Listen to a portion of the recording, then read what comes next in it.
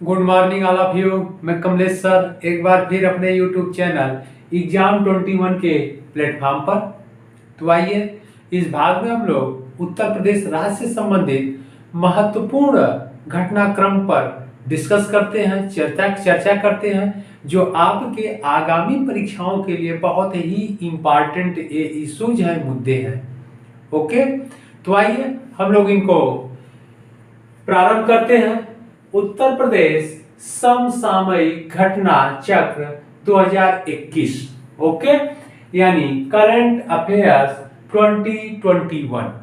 तो आगे हम लोग बढ़ते हैं। पहला है उत्तर प्रदेश, इस महत्वपूर्ण मुद्दे में फर्स्ट है उत्तर प्रदेश का पहला जनजातीय संग्रहालय। ओके, तो उत्तर प्रदेश राज्य का पहला जनजातीय संग्रहालय यानी ट्राइबल म्यूजियम कहां पर स्थापित किया जा रहा है, यानी किस जिले में स्थापित किया जा रहा है। तो उत्तर प्रदेश का पहला जनजातीय संग्रहालय ट्राइबल म्यूजियम उत्तर प्रदेश के बलरामपुर डिस्ट्रिक्ट में स्थापित किया जा रहा है या बनाया जा रहा है। ओके, आगे हम लोग बढ़ते हैं। यह संग्रहालय 5.5 एकड़ में निर्मित किया जा रहा है या बनाया जा रहा है। अगले पॉइंट की तरफ हम लोग बढ़ते हैं और यह संग्रहालय मार्च 1922 तक कंप्लीट हो जाएगा, यानी तैयार कर लिया जाएगा। तो यहाँ पर फिर देख लीजिए, उत्तर प्रदेश का पहला जनजातीय संग्रहालय यानी ट्राइबल म्यूजियम बलरामपुर जिले में बनाया जा रहा है और यह संग्रहालय 5.5 एकड़ में निर्मित किया जा रहा है और यह संग्रहालय मार्च 2022 तक बनकर तैयार हो जाएगा। तो यह इम्पॉर्टेंट है, आप ध्यान रखिएगा, बहुत ही इम्पॉर्टेंट है आपके एग्जाम के लिए। आगे हम लोग बढ़ते हैं। इस संग्रहालय में थारू जनजातियों के विविध संस्कृति और परंपरा को प्रदर्शित किया जाएगा।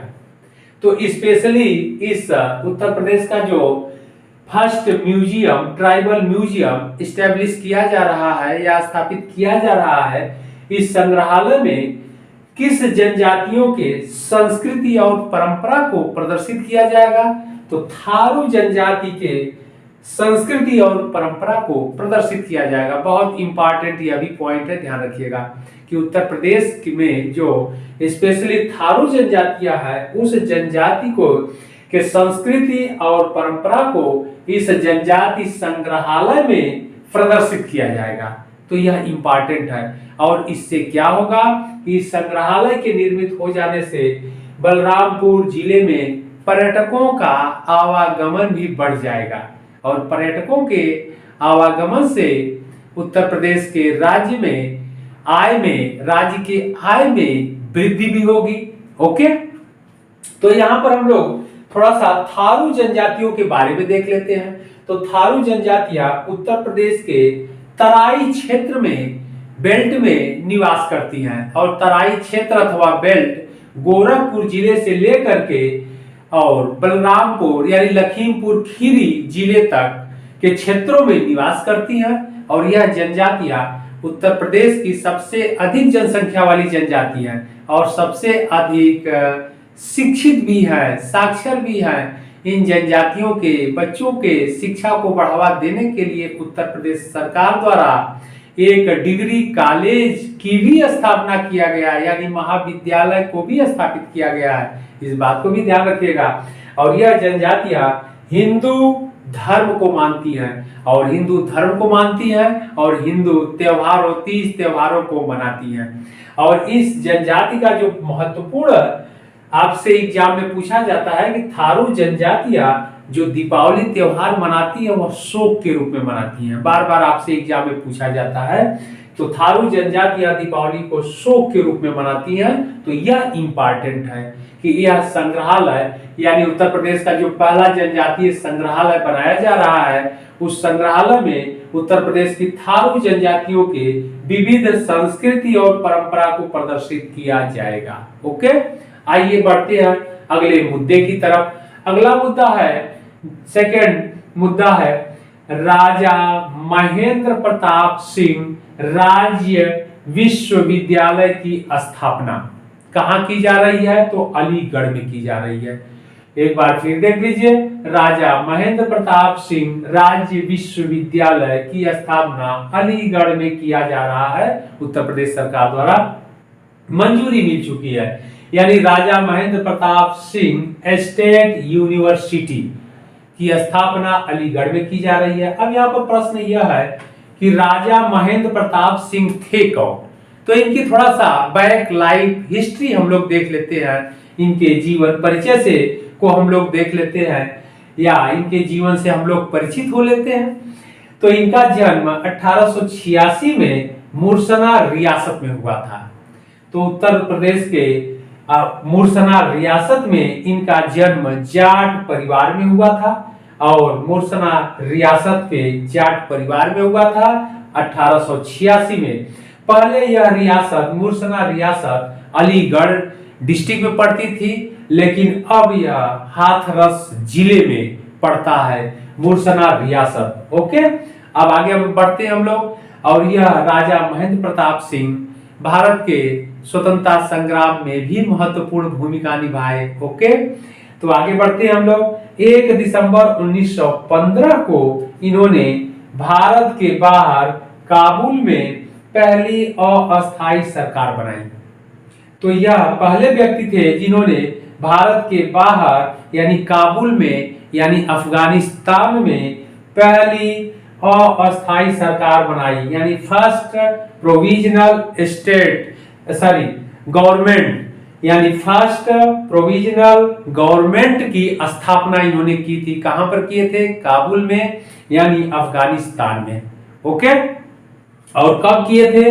दिसंबर 1915 में। तो यानी प्रथम विश्व युद्ध के दौरान, यानी फर्स्ट वर्ल्ड वार के दौरान इन्होंने दिसंबर 1915 में भारत के बाहर पहली अस्थायी सरकार को बनाई थी या एस्टेब्लिश किए थे, और इस अस्थायी सरकार के यह पहले राष्ट्रपति बने।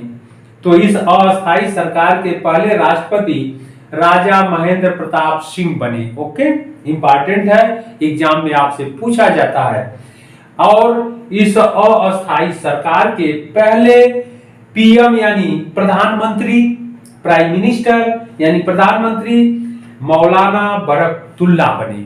ओके, तो इस अस्थायी सरकार के पहले राष्ट्रपति राजा महेंद्र प्रताप सिंह बने और प्रधानमंत्री मौलाना बरकतुल्ला बने। तो यह इंपॉर्टेंट है कि ब्रिटिश सरकार के समय में इन्होंने भारत से बाहर पहली अस्थायी सरकार का गठन किया था काबुल में यानी अफगानिस्तान देश में। यह इंपॉर्टेंट है। और जब भारत स्वतंत्र हो गया तो भारत के स्वतंत्रता के पश्चात, और स्वतंत्रता भारत को कब मिली थी? 1947 यानी 1947 में भारत स्वतंत्र हो गया। और भारत के स्वतंत्र होने के पश्चात राजा महेंद्र प्रताप सिंह सांसद यानी लोकसभा के सदस्य भी चुने गए थे मथुरा संसदीय सीट से। तो यह भी इंपॉर्टेंट है, आप ध्यान रखिएगा, कभी भी एग्जाम में पूछ सकता है, क्योंकि इस समय यह चर्चा में है कि राजा महेंद्र प्रताप सिंह राज्य विश्वविद्यालय की स्थापना कहाँ की जा रही है। तो यह भी पूछ सकता है कि भारत के स्वतंत्र होने के पश्चात यह किस संसदीय क्षेत्र से सांसद चुने गए थे या निर्वाचित हुए थे। तो मथुरा संसदीय क्षेत्र से यह निर्वाचित हुए थे और लोकसभा के सदस्य बने। ओके, तो यह इंपॉर्टेंट है दोनों मुद्दा।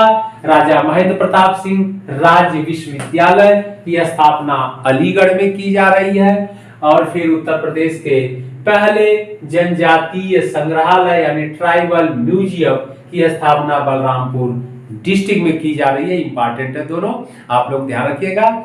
और हमारे चैनल एग्जाम 21 को आप लोग सब्सक्राइब अवश्य कर लीजिएगा, जिससे क्लास यानी वीडियो का नोटिफिकेशन आपको तत्काल मिल जाया करे। ओके, फिर मिलते हैं अगले भाग में इसी तरह महत्वपूर्ण मुद्दों के साथ। ओके।